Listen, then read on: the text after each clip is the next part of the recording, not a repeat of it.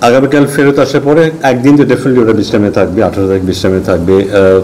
হয়তো কেউ কেউ অপশনাল প্র্যাকটিস করলেও করতে পারে। 19 তারিখে ওদের প্র্যাকটিস সেশন থাকবে এবং 20 তারিখে ওরা প্রথম ম্যাচ খেলবে। স্বাভাবিকভাবে যেহেতু ওরা খেলার মধ্যে আছে, সেই মাত্রার প্রিপারেশনের বোধহয় প্রয়োজন নেই, বাট একটু হয়তো অ্যাডজাস্ট করে নেওয়ার একটা ব্যাপার থাকবেই। নতুন টিম, কন্ডিশনটা আবার আমাদের নিজেদের কন্ডিশন, সেটা গত এক মাসে সেটা থেকে দূরে আছি আমরা। সো ওটার সাথে একটু মিলিয়ে নেয় আমার প্রিপারেশন ঠিক কতটুকুই থাকবে পাকিস্তান সিরিজের জন্য।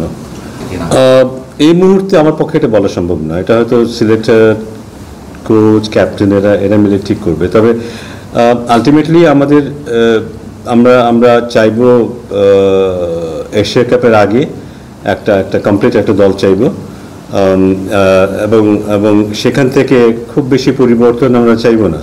যদি খুব পরিবর্তনের প্রয়োজন হয় সেক্ষেত্রে এটা ভিন্ন কথা, বাট আমরা বিশ্বকাপ চাইব, এটা কনসিস্টেন্সি চাইব, এবং দলে যেন খুব বেশি পরিবর্তন না আসে, অপ্রয়োজনীয় পরিবর্তন না আসে, এক্সপেরিমেন্টের ব্যাপারে যেন খুব বেশি না থাকে, এটাই চাইব।